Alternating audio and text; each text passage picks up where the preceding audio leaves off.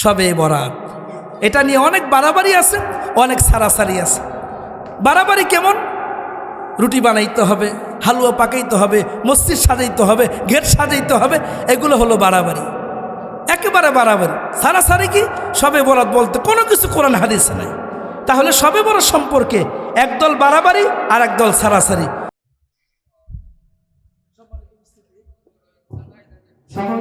আলোচনাটা শেষ করতেছি।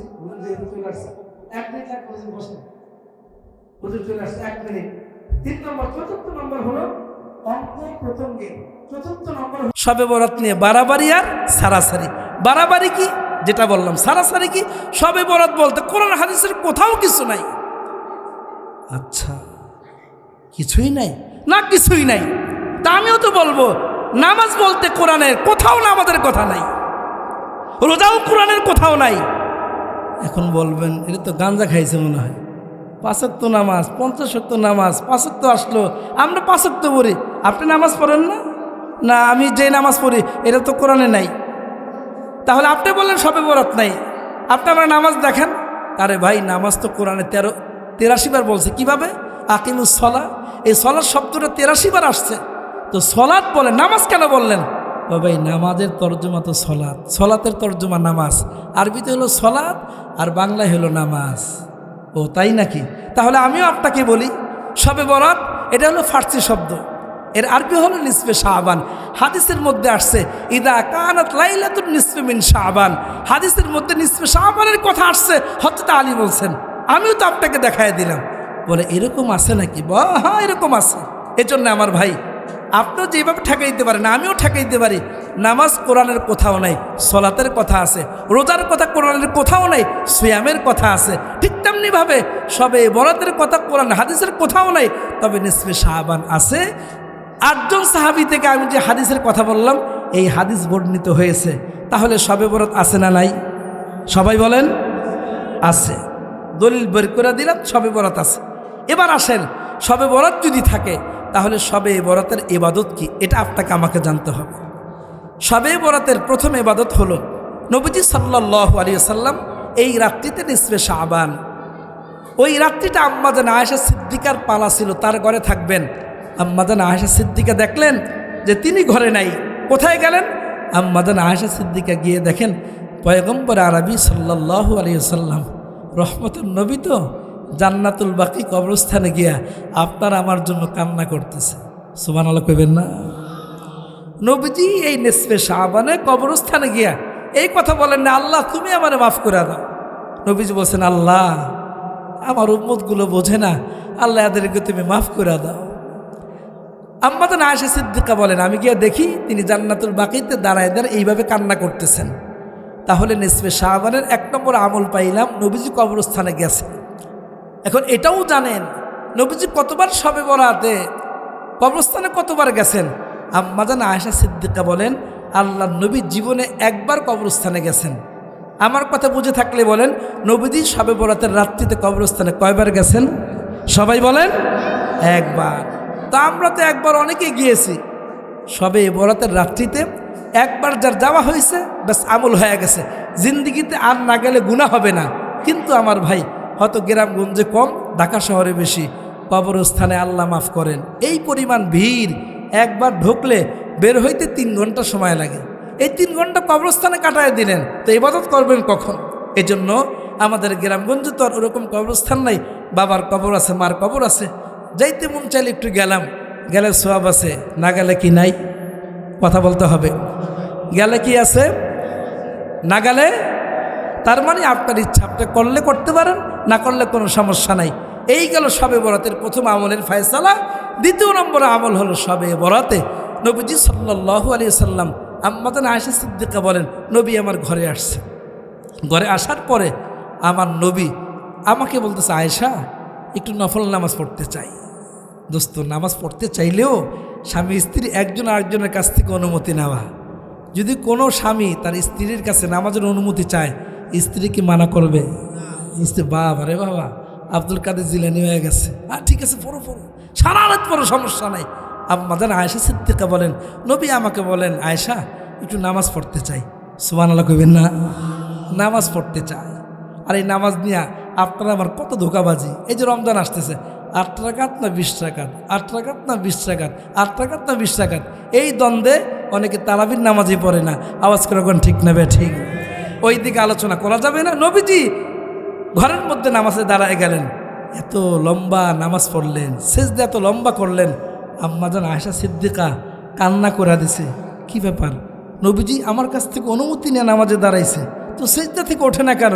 আম্মাজান আয়েশা সিদ্দিকা পায়ের মধ্যে হাত দিয়েছেন, নবীজি সাল্লাল্লাহু আলাইহি হাত দিলে তো একটু লড়াচড়া করে, পায়ে হাত দিয়ে বুঝতে পারলেন নবীজি এই দুনিয়াতে আছেন, ইন্তেকাল করেন নাই, এই দুনিয়াতে আছেন। বলেন সুবহানাল্লাহ। এখন আমার প্রশ্ন হলো, নবীজি শবে বরাতের নামাজ পড়ছেন কি পড়েন নাই? পড়ছেন। সবাই বলেন না। নবীজি কি শবে বরাতের নামাজ পড়ছেন কি পড়েন নাই? পড়ছেন। দ্বিতীয় প্রশ্ন হলো, নবীজি নামাজটি মসজিদে পড়ছেন না ঘরে পড়ছেন? সবাই বলেন ঘরে পড়ছেন। শবে বরাতের নামাজ নবীজি পড়েছেন, 1 নম্বর। দ্বিতীয় নম্বর, নবীজি শবে বরাতের নামাজ পড়ছেন ঘরের মধ্যে। আমরা পড়ি কোথায়? আওয়াজ করে বলেন, আরো জোরে বলেন। তাহলে আপনি যেই নামাজ আপনি পড়তেছেন, যার থেকে নামাজ পাইলেন, যেই আমল আপনি করতেছেন, যার থেকে আপনি পাইলেন, আপনি তো তার তরিকা পড়লেন না। এই জন্য ইবাদত হওয়ার জন্য শর্ত হলো আল্লাহর হুকুম আর রাসূলের তরিকা। নবী পাকের আল্লাহর হুকুম হলো তোমরা নামাজ পড়ো, নবী পাকের তরিকা হলো শবে বরাতের নামাজ তোমরা ঘরে পড়ো, কিন্তু ফরজ নামাজগুলো তোমরা মসজিদে পড়ো। নবীজি সাল্লাল্লাহু আলাইহি ওয়াসাল্লাম ফরজ নামাজ মসজিদে পড়ায় ঘরের মধ্যে নফল নামাজ পড়লেন।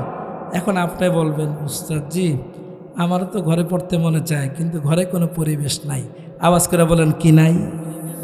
কেন পরিবেশ নাই? ওই নেতা খেতার ছবি দেওয়া ভরা তো। আজকে জুমাতে বয়ান শুনলাম, হুজুর বললেন যে এই ঘরে ছবি থাকে ওই ঘরে রহমতের ফেরেশতা আসে না, তো আমি ওখানে নামাজ পড়ি কেমন? মাশাল্লাহ, খুব ভালো, আপনি খুব বড় বুজুর্গ। ঘরে ছবি আছে, পরিবেশ নাই, মূর্তি আছে, এজন্য মসজিদে নামাজ পড়ার জন্য আসলেন।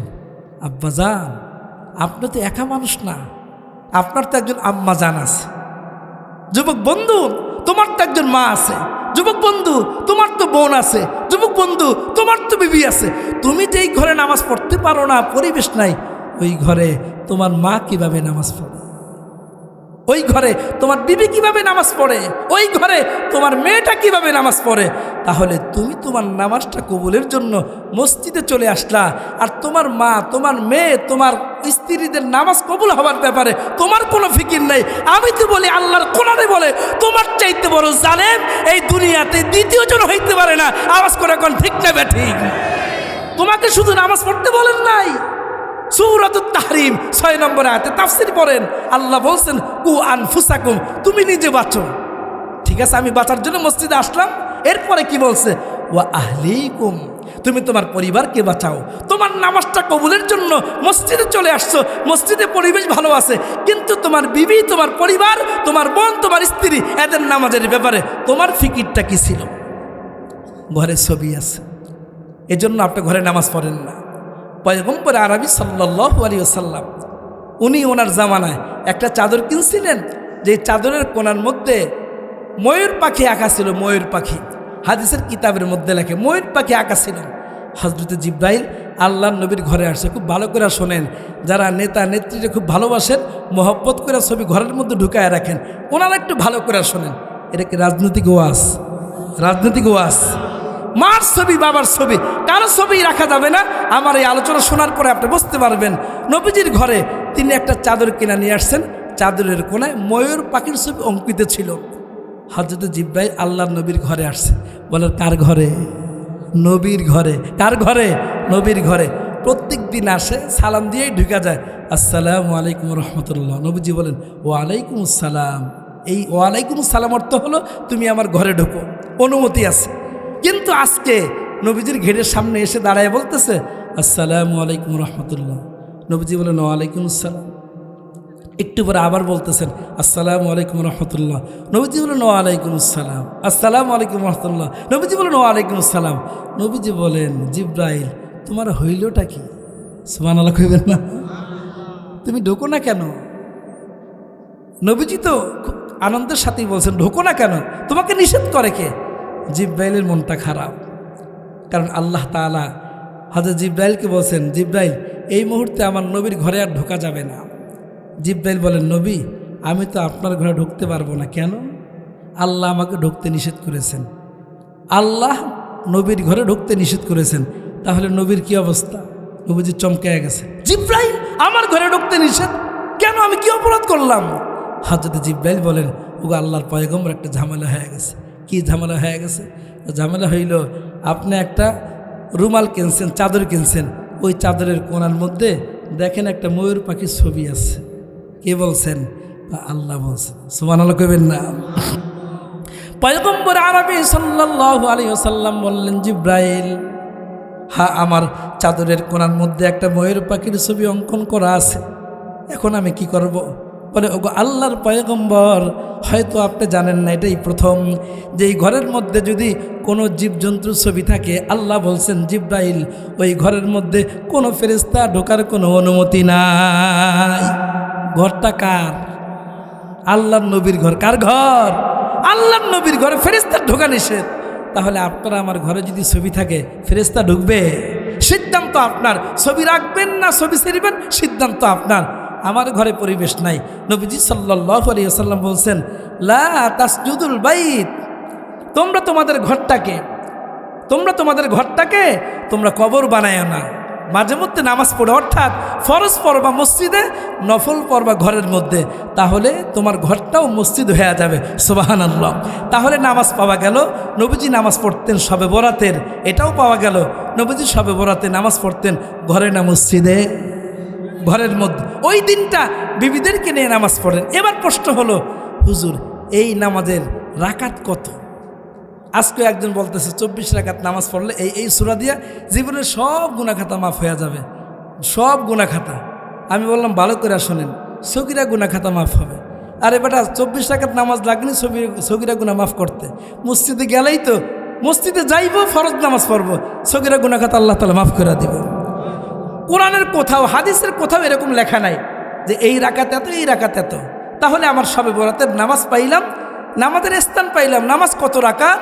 নবীজি সাল্লাল্লাহু আলাইহি ওয়াসাল্লাম বলেন, মনে চায় যত রাকাত নামাজ পড়বা তত রাকাত। শবে বরাতের নামাজ কয় রাকাত? মনে চায় যত রাকাত। মনে চায় যত রাকাত, শবে বরাতের নামাজ তত রাকাত। এবার নামাজের রাকাতও পেয়ে গেলাম। তার মানে শবে বরাতের নির্দিষ্ট কোনো রাকাত, 2 রাকাত, 4 রাকাত, 10 রাকাত, 20 রাকাত, কোনো রাকাতের সংখ্যা নেই, আপনার যত মনে চায়। তবে হ্যাঁ, আপনার নামাজের সেজদাটা যেন লম্বা হয়, সেজদাটা যেন লম্বা হয়। হযরত ফাতেমাতুজ জোহরা 2 রাকাত নামাজে রাত্র পার করে দিছে। আপনার নামাজটা যেন এরকম হয়। আমাদের নামাজ তো 2 রাকাত 5 মিনিটই শেষ হয়ে যায়। কয় রাকাত নামাজ পড়ছে দোস্ত কালকে? 100 পড়ছে, এরপরও দেখি অনেক সময় বাকি। পড়ল না কেন? ঘুমে ধরছে, এই জন্য পড়তে পারিনি। নামাজ 4 রাকাত পড়েন, 8 রাকাত পড়েন, লম্বা সেজদা দেন। সেজদায় গিয়ে মালিকের কুদরতি পায়, সেজদা দিয়ে কান্না করেন আর বলেন, মালিক আমি এতদিন নামাজে আসি নাই, আজকে যেহেতু শবে বরাত আসছি, আল্লাহ এই যে নাকটা লাগাইলাম, এই নাকটা তুমি মৃত্যুর আগ পর্যন্ত আমারে কবুল করে নাও। দোয়া কবুল করার মালিককে আল্লাহ। তাহলে আমরা শবে বরাতের নামাজ পাইলাম, রাকাত পাইলাম। এখন সূরা, কোন সূরাতে নামাজ পড়বেন? মাগরিবে 2 রাকাত সুন্নত পড়ি যেইভাবে, শবে বরাতের নামাজ পড়ব ওইভাবে। তাহলে মাগরিবের 2 রাকাত সুন্নত পড়ার জন্য নির্দিষ্ট কোনো সূরা নাই, যে কোনো সূরা দিয়ে পড়া যায়। শবে বরাতের নামাজও আমি যে কোনো সূরা দিয়ে পড়তে পারবো। আল্লাহ তাআলা শবে বরাতের নামাজ এইভাবে আমাদেরকে পড়বার তৌফিক দান করে, আমিন। এবার শবে বরাতের নামাজটা শেষ হওয়ার পরে এবার আমরা চলে আসলাম পরের দিনের রোজা। রোজা কয়টা? 3টা। এই যে ভাই বলছে 3টা। রোজা কয়টা? 3টা। আচ্ছা, আমরা একটু দলিল দিয়া বলি। ইবনে মাজার 1388 নম্বর হাদিস। ইবনে মাজার 1388 নম্বর হাদিস। নবীজি সাল্লাল্লাহু আলাইহি ওয়াসাল্লাম, ইদা কানাত লাইলাতুন নিসফি মিন শাবান, যখন নিসফে শাবান চলে আসতো, রাত্রিবেলা নবীজি ইবাদত করতেন। পরের দিন নবীজি একটা রোজা রাখতেন। কয়টা রোজা রাখতেন? একটা। এখন আমরা যে ছোটোবেলা থেকে 3টা রাখছি, এটারও সমাধান আছে। এক রোজা যখন আমি বললাম, এই মাইকের আওয়াজ তো অনেক মার কাছেও যাইতেছে, ওই মায়েরা কইতেছে যে অনেক পড়ালেখা কইরা এ তো আরও জাহেল হয়েছে। আর এক রোজা তো রাখে আবু জাহেলের মায়, কি জানি আপনারা একটা কথা বলেন, এমনি এজিদের মায় আপনারা বলেন আর কি, গ্রামে কিতাবে এইভাবে লেখা আছে, প্রশ্ন করা আছে। আর এক রোজা তো রাখে এজিদের মায়, এক রোজা কি মুসলমান রাখে? আপনার কথা 100% সত্য। এক রোজা আসলেই মুসলমান রাখে না। তবে এই রোজাটা কবে? এটা হলো মুহররমের 10 তারিখে এক রোজা রাখা গুনাহের কাজ। হ্যাঁ, আপনার কথাটা মনে আছে, এক রোজা মুসলমান রাখে না, 100% সত্য। তাহলে এই রোজাটা কোন রোজা? এটা শবে বরাতের না, এটা হলো মুহররমের 10 তারিখে এক রোজা রাখলে গুনাহ হবে। মুহররমের কেউ যদি রোজা রাখতে চায় কয়টা রাখতে হবে? 9, 10 অথবা 10, 11। আপনার কথা 100% সত্য। মুহররমের এক রোজা রাখা যায় না, 2 রোজাই রাখতে হবে। তবে শবে বরাতের রোজা একটাও রাখা যায়, কেউ যদি 3টা চায়, ওই যে 13, 14, 15 আইয়ামে 20, 3 রোজাও রাখতে পারবেন, এক রোজাও রাখতে পারবেন। যারা এক রোজা রাখবে তারাও সওয়াব পাবে, আর যারা 3 রোজা রাখবে তারা এর চাইতে বেশি সওয়াবের মালিক হবে। আল্লাহ তাআলা আমাদেরকে শবে বরাতের এক রোজা, আমাদেরকে 3 রোজা, এক রোজা রাখবার তৌফিক দান করে, আমিন। মুহতারাম হাজিরিন, এই গেল শবে বরাতের আলোচনা। এবার আসেন আমরা রোজা রাখবো। সময় আছে আমার এখনও প্রায় 9 মিনিট। এই 9 মিনিটে একটু রোজা কিভাবে রাখলেন আমার জীবনের গুনাহ খাতা মাফ হবে। আপনি এটা মনে করেন না রোজা রাখলেই মনে হয় গুনাহ মাফ হবে, না। রোজা রাখলেই জান্নাতে যাইতে পারবেন, বিষয়টা এরকম না। রোজা রাখারও কিছু আদব আছে। এই জন্য নবীজি বললেন রোজা রাখার আদব হলো 6টা। বলেন কয়টা? 6টা। এই 6 আদব রক্ষা করে কেউ রোজা রাখতে পারলে তাহলে আমাদের রোজা মালিকের কাছে কবুল হবে। আর এই 6 আদব যদি আমার মনে না থাকে তাহলে রোজা আল্লাহর দরবারে কবুল হবে না। মুহতারাম হাজিরিন, শবে বরাত নির্বাচনের ধান্দায়, নির্বাচন করতে গিয়ে আমরা সবাই শবে বরাত ভুলেই গেছি। এই সময় কত মানুষ হওয়ার কথা ছিল, নির্বাচনের কারণে আমরা আল্লাহকে ভুলে গেছি। কি এক নির্বাচন! হ্যাঁ, এই নির্বাচন তো হবে নাকি যে এই নির্বাচনে আল্লাহ ভুলায় দেয়? এই নির্বাচনটা কি হবে বলেন? নিসফে শাবানের মতো একটা রাত্রি আগামীকালকে দেখবেন গত বছরের মতো এত লোক হবে না। গত বছর যেই পরিমাণ লোক হয়েছে শবে বরাতের রজনীতে, আমরা যেন আল্লাহকে একটু স্মরণ রাখি, নির্বাচনের কারণে যেন আল্লাহকে না ভুলে যাই। হ্যাঁ, যদি জনগণের খাদেম হইতে চান, মালিকের কুদরতি পায় সেজদা দিয়া কান্নাকাটি করেন, ওই চোখের পানির মাধ্যমে যদি আল্লাহর কাছ থেকে আমরা চোখের পানির মাধ্যমে যদি খাদেম হইতে পারি তাহলে জনগণের খেদমত করতে পারবো। আর সুদ ঘুষ দিয়া নির্বাচন করে যদি আমরা দেশের খাদেম হইতে চাই তাহলে আমার দ্বারা জুলুমই হবে। আল্লাহ তাআলা আমাদেরকে আল্লাহর খাদেম হওয়ার তৌফিক দান করে, আমিন। মুহতারাম হাজিরিন, তাহলে আসছে মাহে রমজান। আল্লাহুম্মা বারিক লানা ফি রজব ওয়া শাবান ওয়া বাল্লিগনা রমজান। এই যে দোয়াটা আপনি রজব মাস থেকে করতেছেন, রজব মাস থেকে এই দোয়াটা করতেছেন, আল্লাহ তুমি আমার হায়াতে বরকত দাও, আমার জানে বরকত দাও, মালে বরকত দাও। কেন? রমজান মাসের জন্য। কেন? রমজান মাসের চাঁদ উঠলে রোজা রাখলে সব গুনাহ খাতা মাফ। নবীজি সাল্লাল্লাহু আলাইহি ওয়াসাল্লাম বলেন রোজা রাখার 6টা আদব। 1 নম্বর, শুধু না খেয়ে থাকলেন এর দ্বারা গুনাহ মাফ হবে না। 1 নম্বর, রোজা রাখবার পরে জবানের হেফাজত করতে হবে। অনেক মহিলারা, অনেক বাচ্চারা রোজা রাখতে পারে না, কারণ তাদের কষ্ট হয়। আমি তাদের জন্য বলি রোজা রাখবার পরে ঝগড়াঝাটি, গীবত, শিকায়াত বন্ধ করে দিলে আপনার আমার সেহরিতে বরকত হবে, অন্যথা রোজা রাখতে কষ্ট হবে। এজন্য নবীজি সাল্লাল্লাহু আলাইহি ওয়াসাল্লাম বলেন যেই রোজার মাধ্যমে তোমরা জান্নাতে যাইবা ওই রোজা রাখতে হলে 6টা কাজ তোমাকে করতে হবে। 1 নম্বর, জবানের হেফাজত করতে হবে। শুধু না খেয়ে থাকলেন এর নাম রোজা না। জবানের হেফাজত কিভাবে? মিথ্যা বলা যাবে না, গীবত করা যাবে না, শিকায়াত করা যাবে না। এইভাবে যদি আমি রোজা রাখতে পারি তাহলে আপনার আমার রোজা আল্লাহর কাছে কবুল হবে। নবীজি সাল্লাল্লাহু আলাইহি ওয়াসাল্লামের জামানায় 2 মহিলার অবস্থা একেবারেই খারাপ, তারা তাদের রোজা ভাঙবে ফতোয়া নেওয়ার জন্য আসছে। ইয়া রাসূলুল্লাহ, এই 2 মহিলা মারা যাবে ভাব, আপনি ফতোয়া দেয়া দেন, এখন কি রোজা রাখবে না রোজা ভাঙবে? নবীজি বলেন একটা পেয়ালা নিয়ে আসো। পেয়ালা নিয়ে আসছে। এবার নবীজি বললেন ওদেরকে বমি করতে বলো। বমি করছে। বমি করার পরে বলতেছে দেখছো কি? বমি করার পরে পেয়ালার মধ্যে রক্ত এবং মাংস পাওয়া গেছে। মহিলার আশ্চর্য হয়ে গেছে, আমরা তো মাংস দিয়ে সেহরি খাই নেই, এটা কোত্থেকে আসলো? আল্লাহর পয়গম্বর বলেন রোজা রেখে একে অপরের গীবত শিকায়াত করছো, ঝগড়াঝাটি করছো, গীবত করার কারণে অন্যের আপন ভাইয়ের মাংস খাওয়া হয়ে যায়, ওটাই আল্লাহ তাআলা আমাকে দেখায় দিছে। আর তোমরা তোমরা যে সেহরি খেয়েছিলে গীবত শিকাত করার কারণে সেহরির বরকত নষ্ট হয়ে গেছে, এজন্য তোমাদের রোজা রাখতে কষ্ট হয়। আল্লাহ তাআলা আমাদেরকে রোজার 1 নম্বর আদব জবানের হেফাজত আমাদেরকে করবার তৌফিক দান করে, আমিন। করবো তো ইনশাআল্লাহ। 2 নম্বরে, ভালো লাগতেছে না ঠিক না? আমি বলছি মাসআলা বললে ভালো লাগে না, এটাই স্বাভাবিক, ভালো লাগে। আচ্ছা মাশাআল্লাহ। 2 নম্বর, রোজা রাখার 2 নম্বর আদব হলো চোখের হেফাজত। একটু রোজা রয়েছে না অনেকদিন পরে, ঘর থেকে আর বের হয় না। কিও নামাজে যাইবে না?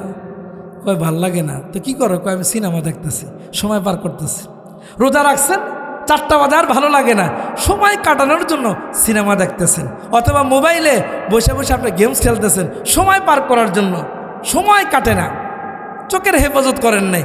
এই রোজা দিয়ে আল্লাহর জান্নাতে যাওয়া যাবে না। এজন্য আল্লাহ তাআলা বলেন ওয়াকুল্লিল মুমিনিনা ইয়াগুদ্দু মিন আবসারিহিম, মুমিনরা যেন তাদের চোখের হেফাজত করে। তাহলে রোজা রাখবার পরে 2 নম্বর আদব হলো চোখের হেফাজত করা। 3 নম্বর আদব হলো কানের হেফাজত করা। রোজা রাখছেন, ভাল লাগতেছে না, এখন একজন হেডফোন লাগায়া টেলিভিশন দেখলে মানুষ কি বলবে? হুজুর তো বলছে টেলিভিশন দেখা যাবে না, এর জন্য মোবাইল একটা কানে লাগায়া হেডফোন লাগায়া গান শুনতেছেন, খুব সুন্দর করে গান শুনতেছেন, সময় কাটাইতেছেন। রোজা রেখে গান শুনলে ওই রোজা দিয়ে জান্নাতে যাওয়া যাবে না। নবীজি সাল্লাল্লাহু আলাইহি ওয়াসাল্লামের জামানায় আব্দুল্লাহ ইবনে ওমর রাদিয়াল্লাহু তাআলা আনহু হঠাৎ করে তিনি কানের মধ্যে আঙ্গুল ঢুকাইছেন। ইবনে মাজার 4924 নম্বর হাদিস, কানে হাত ঢুকাইছেন। হযরত আব্দুল্লাহ ইবনে ওমর বলেন, এখনো কি গানের আওয়াজ আসে? হ্যাঁ আসে। এখনো কি আসে? আসে। এরপরে বললেন সাহাবায়ে কেরাম, আব্দুল্লাহ তুমি এইভাবে কানে হাত কেন ঢুকাইলাম? আব্দুল্লাহ ইবনে ওমর বলেন, আমি নবীজির জামানায় নবীজির সাথে এক সফরে গিয়েছিলাম। ওই সফরে থাকা অবস্থায় আমি আল্লাহর নবীকে দেখেছি, যখন ডোলের আওয়াজ আসছে নবীজি কানের মধ্যে আঙ্গুল ঢুকায় দিছে। এজন্য নবীজির কাছ থেকে সবক নিলাম, গানের আওয়াজ আসলে গান শোনা যাবে না, কানের মধ্যে আঙ্গুল ঢুকাইতে হবে। গানের আওয়াজ অন্তরে ঢুকলে নেফাক পয়দা হয়, অন্তর মরে যায়। এই জন্য গানের আওয়াজ যখন আসছে আমি আমার কানের মধ্যে আঙ্গুল ঢুকায় দিছি। এখানে অনেক গান প্রিয় মানুষ থাকতে পারে, আমি তাদের জন্য দলিলটা বলি। ইবনে মাজার 4924 নম্বর হাদিস, গুগলে সার্চ দেন, এখনই সার্চ দেন, এখনই পাবেন এই ঘটনা। নবীজির জামানায় নবীজি গান শুনলে কানে আঙ্গুল ঢুকায় রাখতেন। 2 নম্বর দলিল সূরা লোকমানের 6 নম্বর আয়াত, ওমিনান নাস মান ইয়াশতারি লাহওয়াল হাদিস লিয়ুদিল্লা আন সাবিলিল্লাহি বিগাইরি ইলম। লাহওয়াল হাদিসের ব্যাখ্যা হলো ঢোল বাজনা, তবলা, গান, এগুলো সম্পূর্ণ হারাম। এজন্য মাহে রমজানে কানের হেফাজত করার জন্য গান শুনবো না। 2 নম্বরে আমরা গীবত শিকাত শুনবো না। এই হলো রোজা রাখার 3 নম্বর আদব। 4 নম্বর আদব হলো পুরো অঙ্গ প্রত্যঙ্গ দিয়ে কোনো গুনাহের কাজ করব না। ওয়ানুমিনু বিহি ওয়া নাতাওয়াক্কালু আলাইহি ওয়া নাউযু বিল্লাহি মিন শুরুরি আনফুসিনা ওয়া মিন সাইয়্যাতি আ'মালিনা। মান ইয়াহদিহিল্লাহু ফালা মুদিল্লা লাহু ওয়া মান ইউদ্লিলহু ফালা হাদিয়া লাহু। ونشهد أن لا إله إلا الله وحده لا شريك له ونشهد أن سيدنا وسندنا وحبيبنا وطبيبنا ومولانا محمدا عبده ورسوله. أما بعد فقد قال الله تبارك وتعالى بعد أعوذ بالله من الشيطان الرجيم بسم الله الرحمن الرحيم. وقال الرسول يا رب إن قوم اتخذوا هذا القرآن إن قوم اتخذوا هذا القرآن مهجورا. وقال النبي صلى الله عليه وسلم إذا كانت ليلة النصف من شعبان فقوموا ليلها وصوموا نهارها ইন্নাল্লাহা ওয়া মালাইকাতাহু ইউসাল্লুনা আলান নবী ওয়া কানা আল্লাহু বিকুল্লি শাইইন আলিমা। اللهم صل على محمد وعلى آل محمد كما صليت على إبراهيم وعلى آل إبراهيم إنك حميد مجيد. اللهم بارك على محمد وعلى آل محمد كما باركت على إبراهيم وعلى آل إبراهيم إنك حميد مجيد. بلغ العلا بكماله كشف الدجى بجماله حسنت جميع خصاله صلوا عليه وآله. لا إله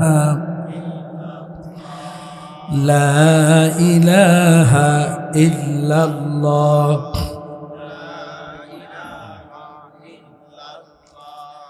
لا إله إلا الله. لا إله إلا الله. لا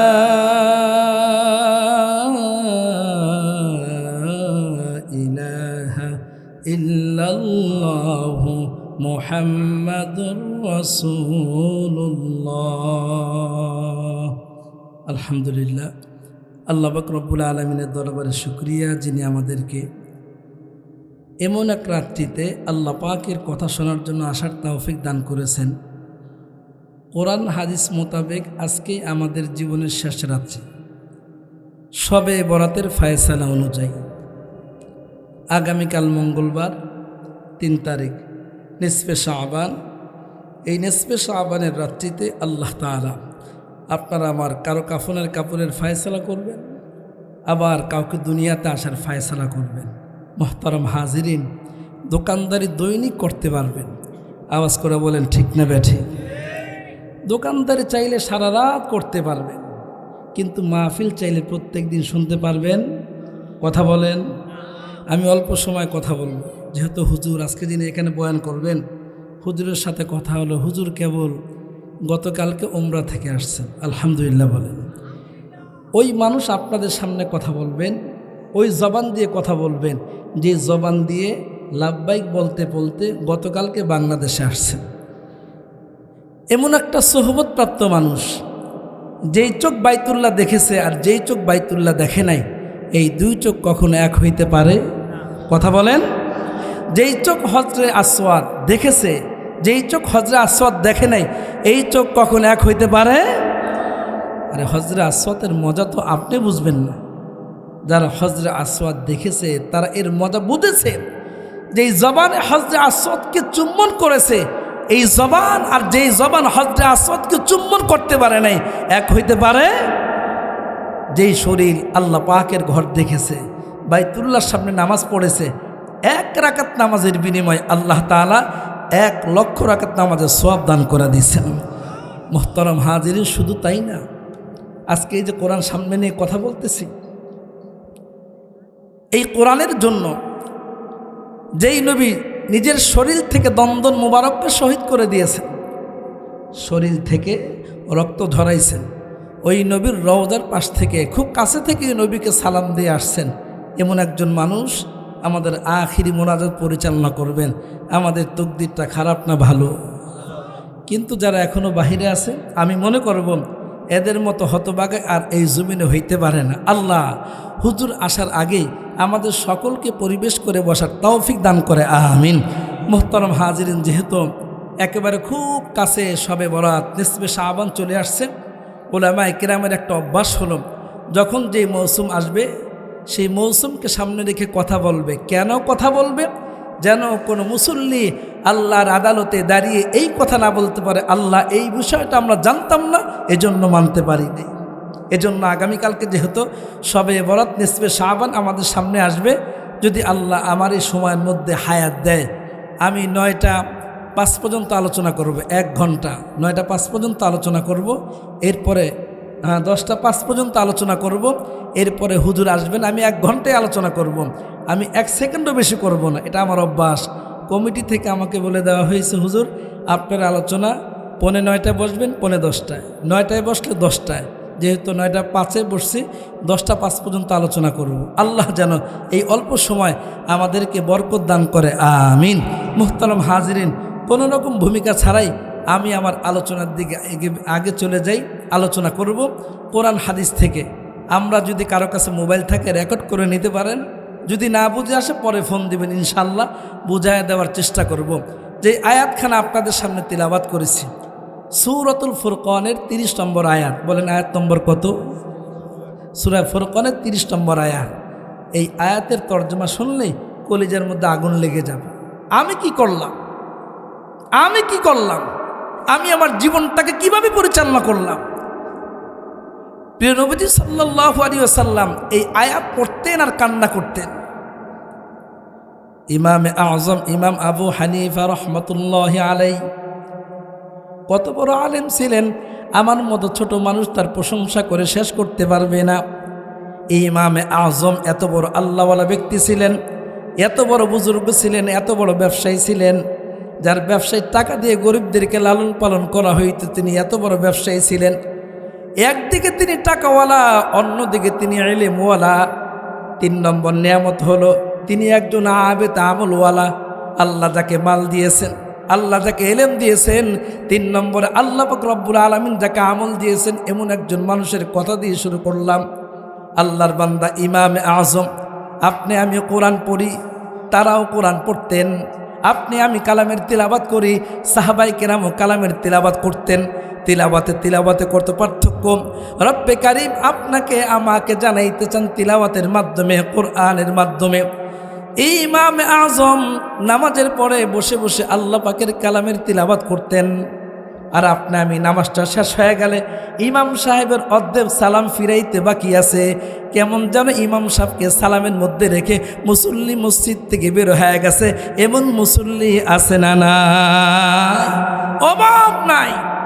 কিন্তু দোস্ত, এই যে আপনার আমার যে নামাজ পড়তে মজা লাগে না, একটাবার কিন্তু আমি কোনো আলেমের কাছে আসি নাই, যারা নামাজ পড়ে নামাজের কাছে আসি নাই, কোনো আল্লাহ ওয়ালার কাছে গিয়েও জিজ্ঞাসা করি নাই, হজরত আমার নামাজ পড়তে ভালো লাগে না, আমাকে একটু তদবির দেন, আমাকে একটু জিজ্ঞাসা করেন, আমাকে ইসলাহ করেন, কোন কারণে আমার নামাজের মধ্যে মজা আসে না। আল্লাহর বান্দা ইমামে আযম সালামটা ফিরানোর পরে তিনি অনেক আমল করতেন, সুন্নতি আমল করতেন, তাসবিহ পড়তেন। এরপরে আল্লাহর গোলাম বসে বসে কালামে পাকের তিলাওয়াত করতেন। কালামে পাকের তিলাওয়াত করতে করতে ধারাবাহিক যখন তিনি সূরাতুল ফুরকানে আসলেন, সূরাতুল ফুরকান শব্দের অর্থ হলো পার্থক্যকারী, যেই সূরার মাধ্যমে হক আর বাতিলের পার্থক্য হয়ে যায়, এই সূরার তিলাওয়াতে আসছে। আল্লাহর বান্দা ইমামে আযম আল্লাহর কালামের তিলাওয়াত করতে করতে সূরাতুল ফুরকানের 19 নম্বর আয়াতে আসছে। এই আয়াতে আসার পরে আল্লাহর বান্দা কান্না শুরু করছেন। وقال الرسول يا ربي إن قوم اتخذوا هذا القرآن مهجورا। এই আয়াত পড়ে আর কান্না করে। আল্লাহর বান্দা বারবার তিলাওয়াত করে আর কান্না করে। মুসল্লিরা আল্লাহর ওলির কান্নার এই ভাব দেখলেন, কান্নার এই অবস্থা দেখলেন। কান্না করতে করতে চোখ লাল হয়ে গেছে, চোখ থেকে টপ টপ করে পানি পড়তেছে। মুসল্লিরা জিজ্ঞাসা করলেন, হজরত আমরা তো মাঝে মাঝে আপনাকে আল্লাহ পাকের কালামের তিলাওয়াত করতে দেখি, তিলাওয়াত করেন আমরা শুনি, কিন্তু আজকের কালামের তিলাওয়াত পিছন থেকে খেয়াল করলাম আপনি আল্লাহর কোরআন পড়তেছেন আবার কান্না করতেছেন। ঘটনাটা কি? কেমন যেন আগুনের মধ্যে কেরাসিন তেল ঢেলে দিলে আগুন যেইভাবে বেড়ে যায়, ইমামে আযমের কান্নাটা আরও বেশি বেড়ে গেল। বারবার প্রশ্ন করতেছে মুসল্লিরা, হজরত এইভাবে কেন কান্না করতেছেন, আমাদেরকে একটু বলেন। আল্লাহর গোলাম ইমামে আযম বলেন, আমি এমন এক আয়াত আমার চোখের সামনে পড়েছে, এই আয়াতের তর্জমা যদি তোমরা বুঝতে তো তোমরাও কান্না করতে করতে পাগল হয়ে যাইতে। কেন আমরা কান্না করতে করতে পাগল হয়ে যাব? এই আয়াতের মধ্যে এমন কি আছে যার কারণে আমরাও কান্না করতে বাধ্য হব? ওস্তাদ জি, তাহলে আমাদেরকে একটু বুঝায় বলেন এই আয়াতে কারিমার মধ্যে এমন কি রহস্য লুকায় আছে যার কারণে আপনি কান্না করতেছেন। এবার ইমাম আজম এই আয়াতের মর্ম বুঝাবার জন্য তিনি বলেন, তোমার আমার নবীর নাম মুহাম্মদুর রাসূলুল্লাহ সাল্লাল্লাহু আলাইহি ওয়াসাল্লাম। তোমার আমার নবীর নাম, তোমার আমার নবীকে আল্লাহ তাআলা কোরআনের ভাষায় বলছেন রহমাতুল লিল আলামিন। আল্লাহ তাআলা কোরআনে বলছেন মুহাম্মাদের অপর নাম তিনি হলেন রহমাতুল লিল আলামিন। উম্মতের প্রতি বড় তার মায়া। কেমন মায়া? কোন উম্মত না খেয়ে আছে আর তার কানে গেছে। হযরত বিলাল বলেন নবী পাগল পারা হয়ে যাইতেন যতক্ষণ পর্যন্ত তার খাবারের ব্যবস্থা না করতে পারতেন। আল্লাহর নবী পাগলের মতো দৌড়াইতে থাকতেন, কর্য করে হলেও উম্মতের খাবারের ব্যবস্থা করেছেন। এই নবী এত রহমতের নবী।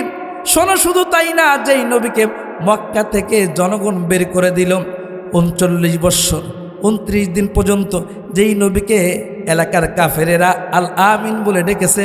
মুহাম্মাদের অপর নাম হলো আল আমিন, কারণ মুহাম্মদ কাউকে ধোকা দেয় না, কারোর সাথে বেয়াদবি করে না, কারোর সাথে খারাপ আচরণ করে না। শোনো এলাকার মানুষ, আজকে থেকে মুহাম্মদকে তোমরা আল আমিন বলে ডাকবা।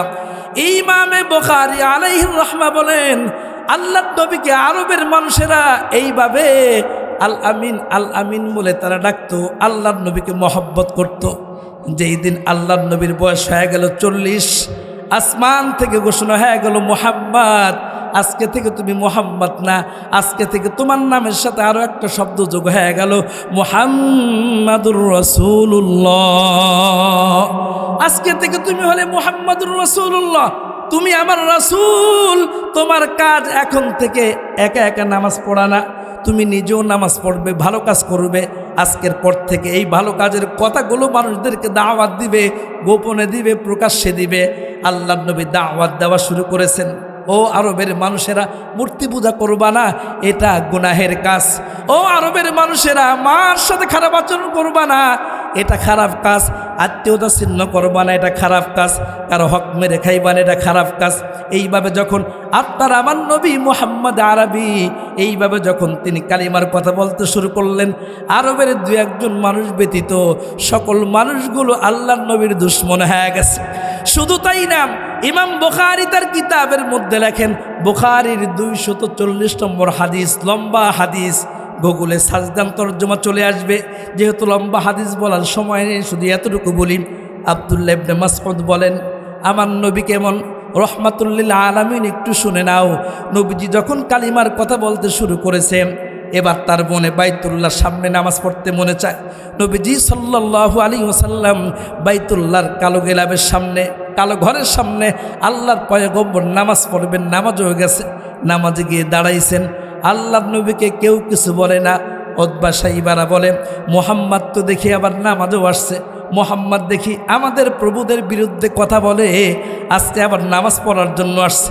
কে কোথায় আসো? উতবা সাইবারা, কে কোথায় আসো? আবু জাহেল ডাক দিয়ে বলে, কে কোথায় আসো? তাড়াতাড়ি মক্কার প্রান্তরে আসো। মুহাম্মদ নামাজের জন্য দাঁড়াইছে, সে দাঁড়ায় থাকবে, রুকু দিবে, সেজদায় গেলে যেন আর না উঠতে পারে। আল্লাহর নবী সেজদায় চলে গেলেন। নবীজি সাল্লাল্লাহু আলাইহি ওয়াসাল্লাম দাঁড়ায় নামাজ পড়তেছিলেন, রুকু করলেন, এবার তিনি সেজদায় চলে গেলেন। ইমামে বুখারী আলাইহির রাহমা বলেন, যখন তিনি সেজদায় গেছেন, তার পুরো শরীরের মধ্যে কোমর পর্যন্ত এইভাবে উটের নাড়ি ভরে দিয়ে আটকে দেওয়া হয়েছে। নবীজি সাল্লাল্লাহু আলাইহি ওয়াসাল্লাম তিনি আর মাথা উঠাইতে পারেন নাই। আব্দুল্লাহ ইবনে মাসউদ বলেন, আমি বোকার মতো দাঁড়ায়া দাঁড়ায়া দেখতেছি, কারণ আমার কোনো ক্ষমতা নাই। এখন যদি মুহাম্মাদের পক্ষে কথা বলি তো আমাকে ওরা মারবে। একটু পরে হযরতে ফাতেমা ঘর থেকে বের হয়ে গেছে, ঘর থেকে বের হয়ে কান্নাকাটি করতেছে। আরবের মানুষেরা, ইয়া আইয়ুহাল ইনসান, ওহে মানুষেরা, আমার আব্বা কোথায়?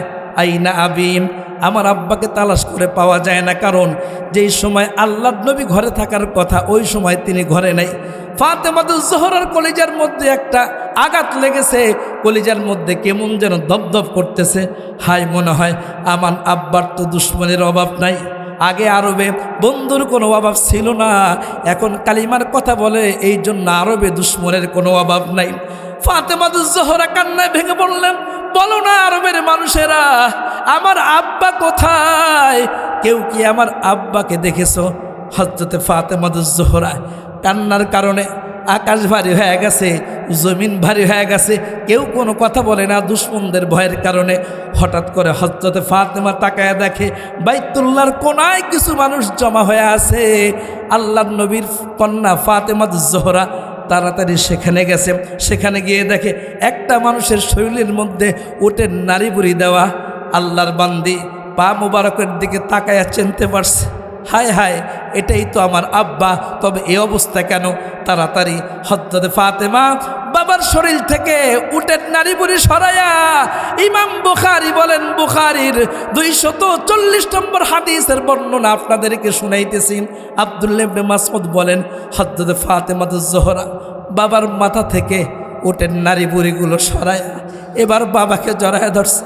ফাতেমা ডাক দেয়া বলে, আব্বা গো, তুমি তো কারো ক্ষতি করো নাই, তুমি তো কারো দুশ্মন না, আরে তুমি তো কারোর সাথে আত্মীয়তা ছিন্ন করো নাই, কারো হক নষ্ট করো নাই, তাহলে তোমার সাথে এই আচরণটা কেন? আল্লাহর বান্দি ফাতেমাতুজ জোহরা বাবার মুখের দিকে তাকায়া কান্নায় ভেঙে পড়লেন, আব্বা, তাহলে কি আরবে আমরা থাকতে পারবো না? আল্লাহর নবী আকাশের দিকে তাকায়, আরেকবার ফাতেমার দিকে তাকায়, ফাতেমার দিকে তাকায় কয়, মারে, আমিও তো জানি না আমারে ওরা এইভাবে কেন কষ্ট দেয়, আমিও তো জানি না আমাকে কেন কষ্ট দেয়। মারে, এই আরবে আমার তো কোনো দুশ্মন ছিল না। এই দুঃখে কষ্টে মালিকের কাছে বলে, মালিক, এই বাইতুল্লাহতে তো আমারও নামাজ পড়তে মনে চায়। কি অপরাধ করেছি? এই বাইতুল্লাহতে কত নামাজ পড়েছি। হ্যাঁ, বুঝেছি, আমার একটা অপরাধ, আমি মানুষকে বলি লা ইলাহা ইল্লাল্লাহ মুহাম্মাদুর রাসূলুল্লাহ। মনে হয় এই কালিমার অপরাধের কারণে ওরা আমারে মারে। আল্লাহর পয়গম্বর মক্কা থেকে চলে গেলেন, তায়েফে চলে গেলেন।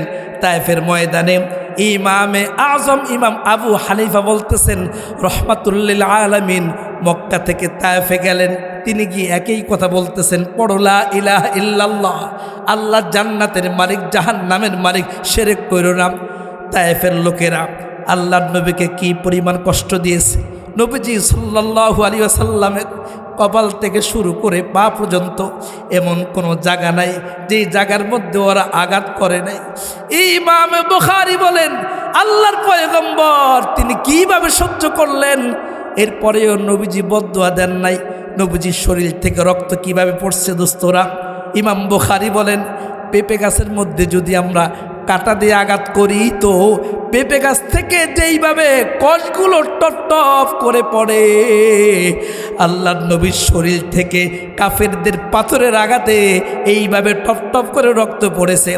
ইমাম আজম বলেন, এইভাবে যখন আল্লাহর পয়গম্বরকে ওরা কষ্ট দিল, নবীজিকে নির্যাতন করলো, এই নির্যাতন আসমান থেকে ফেরেশতারা দেখে কান্না করে, জমিন কান্না করে, মাটিতে কথা বলতে পারে না।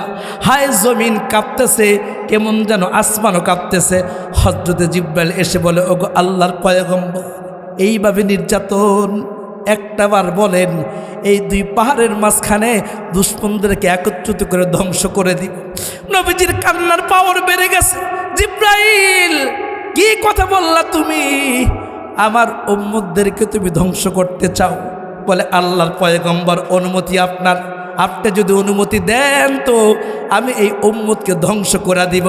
আল্লাহর পয়গম্বর এত নির্যাতন সহ্য করার পরেও বলছে, না না, ওদেরকে মারলে কে ডাক দিবে? আল্লাহ। ওদেরকে মারলে কে আল্লাহকে আল্লাহ বলে ডাক দিবে? না, এদেরকে ধ্বংস করা যাবে না। ইমামে আজম তিনি এবার বলতেছেন, শোনো, এই যে রহমাতুল্লিল আলামিন, যাকে তায়েফের ময়দানে নির্যাতন করা হয়েছে, এরপরেও তিনি অভিশাপ দেন নাই, এরপরেও তিনি তাদেরকে ধ্বংস করার জন্য বদদুয়া দেন নাই, অনুমতি দেন নাই। এই আয়াতের তর্জমাটা এবার শোনো বাবা। যেই নবী দুনিয়াতে এত নির্যাতন সহ্য করবার পরেও, যেই নবী দুনিয়াতে একটা বারের জন্য তিনি প্রতিশোধ নেন নাই, আল্লাহর কাছে বদদুয়ার কথা বলেন নাই, ধ্বংসের কথা বলেন নাই, এই আয়াতে কারিমায় রব্বে কারিম আমাদেরকে বলেন, দুনিয়ার মানুষেরা শোনো, যেই নবী দুনিয়াতে রহমাতুল্লিল আলামিন ছিল তোমাদের কাছে, যেই নবী তোমাদের কাছে দয়ার নবী ছিল, মায়ার নবী ছিল, তোমাদের ঘরে বাজার না থাকলে বাজারের ব্যবস্থা করছেন, এমনকি কর্য করছেন। হযরতে বেলাল বলেন, হায় রে, তোমরা মহব্বত দেখতে চাইলে আমার নবীর কাছে আসো, নবীর ঘরে খাবার নাই। হযরতে বেলাল বলেন, একজন মুসলমান হয়েছে, ওগো নবী মুসলমান হওয়ার কারণে তার খাবারগুলা বন্ধ করে দিছে, এখন ঘরে কোনো খাবার নাই, অসহায় মানুষ না খেয়ে মারা যায়। আল্লাহর নবীর সাহাবী বেলাল বলেন, আল্লাহর নবী কান্না করে দিলেন, বেলাল রে, তোর কাছে কি কোনো টাকা নাই? বেলাল ছিলেন আল্লাহর নবীর ম্যানেজার। হযরতে বেলাল বলেন, আমাদের ঘরে কোনো টাকা নাই, আমার কাছেও কোনো টাকা নাই। আল্লাহর নবীর সাহাবী হযরতে বেলাল বলেন, দেখ না, আল্লাহর নবী বলেন, দেখ না বেলাল, কিছু টাকা কর্য করা যায় কিনা? আমি দুনিয়াতে আছি আর একজন মুসলমান না খেয়ে মারা যাবে, এটা কিভাবে হয়? আল্লাহর নবী ঘর থেকে বের হয়া কর্য করে এরপরে খাবারের ব্যবস্থা করছেন। ইমামে আজম বলেন, যেই নবী দুনিয়াতে উম্মতের জন্য খাবার কর্য করে খাবারের ব্যবস্থা করছেন, এই নবী চোখটা বন্ধ হয়ে যাওয়ার পরে আল্লাহ সূরাতুল ফুরকানের 30 নম্বর আয়াতে আল্লাহ জানায় দিলেন, চোখটা বন্ধ হয়ে যাওয়ার পরে, হাসরের ময়দানটা কায়েম হয়ে যাওয়ার পরে ওই নবী, ও শোনো মুসল্লিরা, ইমামে আজম বলেন, শোনো মুসল্লিরা, যেই নবী দুনিয়াতে তোমাকে আমাকে কোনোদিন কষ্ট দেয় নাই, তোমাকে আমাকে কোনোদিন হালাকের কথাও বলেন নাই, এই নবী মৃত্যুর পরে হাসরের ময়দানে তোমার আমার বিরুদ্ধে মামলা করবে। দোস্ত, তোমার আমার বিরুদ্ধে, আমি যে এই জায়গায় বয়ান করতেছি, আমার বিরুদ্ধেও নবী মামলা করবেন, আপনাদের বিরুদ্ধে নবী মামলা করবেন। কেন মামলা করবেন? এই আয়াতে কারিমায় আল্লাহ তাআলা বলেন, ওয়াকালার রাসূলু ইয়া রাব্বি ইন্না কওমি ইত্তাখাযু হাযাল কুরআনা মাহজুরা।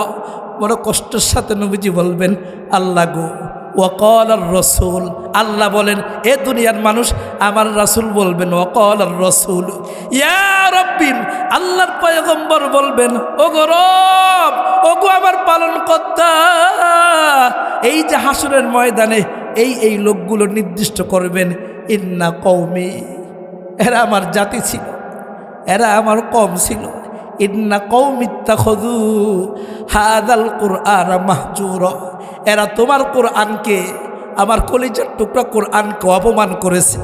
এরা এই কোরআন মতো মানত না, কোরআন মতো জীবন যেমন করতো না, কোরআন কখনো তারা ঠিক মতো তিলাওয়াত করতো না।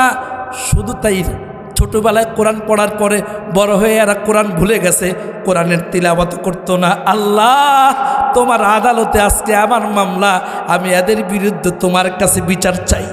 একটু খেয়াল করেন মাথা ভাঙের মানুষেরা, আল্লাহ নবী যদি আপনার বিরুদ্ধে, আমার বিরুদ্ধে মামলার কলম তুলে ধরে, যদি মামলার কলমটা ধরে, তো জান্নাতে যাওয়া তো বহু দূর কি বাতা হয়। এই জন্য নবীজি আমার বলেন, তোমাদের হায়াত থাকতে কোরআনকে মহব্বত করো, কোরআনের তিলাওয়াত করো, কোরআনকে শুদ্ধ করো।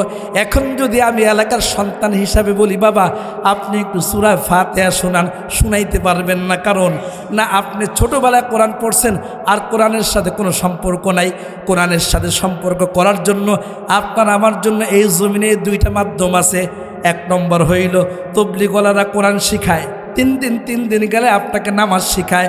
2 নম্বরে এই জমিনে সর্বনের আল্লাহর বান্দারা মাসিক ইস্তেমা করে, মাসিক হালকা করে, ওই হালকার মধ্যে কোরআনের তালিম দেয়, নামাজ শিখায়। এই 2টা আমার জানা আছে। আর যদি 2-1টা সংগঠন থাকে তো তাদের সাথে সম্পর্ক করে করে আল্লাহর কোরআনকে শুদ্ধ করেন, নচেত কিয়ামতের ময়দানে আপনার নামে আমার নবী মামলা করবেন। আওয়াজ করে বলেন কথা ঠিক কিনা? যদি আপনাদের সন্দেহ লাগে, কারণ সন্দেহ লাগাটাই স্বাভাবিক, এজন্যই তো আপনাদের সামনে কোরআনের আয়াত বলার পরে আয়াত নম্বর বলার দরকার ছিল না। আমার নিজের কাছে লজ্জা লাগে, আমি এমন এক সমাজে বসবাস করি যে সমাজে কোরআন বলার পরে বলে বানায় বলে, হাদিস বলার পরে বলে বানায় বলে, হুজুর তার নিচের থেকে বলে। এজন্য আমাদের বাংলাদেশে এটা আমাদের আকাবেরদের তরিকা না। আপনার সলমনের পীর সাহেবের কত বয়ান শুনছেন, জীবনে বলেন এই কোরআনের এত নম্বর আয়াত। বাহাদুরপুরের পীর সাহেব হুজুররা কত বয়ান করছেন, কোনোদিন বলেন নাই এটা হাদিসের এত নম্বর আয়াত। আশরাফ আলী থানভীর জীবনী তালাশ করে দেখেন, কাসেম নানুদ্দিনের জীবনী তালাশ করে দেখেন, হাজী এমদাদুল্লাহ মুহাজির মক্কির জীবনী তালাশ করে দেখেন, আনোয়ার শাহ কাশ্মীরি রহমতুল্লাহ আলাইহি যিনি একটা পৃষ্ঠা একবার পড়লে 40 বছর পর্যন্ত যিনি বলতেন না, উনিও কখনো বয়ানের মধ্যে বলতেন না হাদিস নাম্বার এত। তাহলে এখন আমাদের কেন বলতে হয়? এখন আমরা কথা বললে অনেকের বিশ্বাস হয় না, যখন দলের বিরুদ্ধে কথা চলে যায় তখন মনে করে আলেম বানায় কথা বলে। এজন্য দোস্ত আয়াত নামটা আপনাদের সামনে বলছি, সূরাতুল ফুরকানের 30 নম্বর আয়াতের তাফসির যদি আপনারা পড়েন হয়তো 2-2.5 ঘন্টা সময় লাগবে।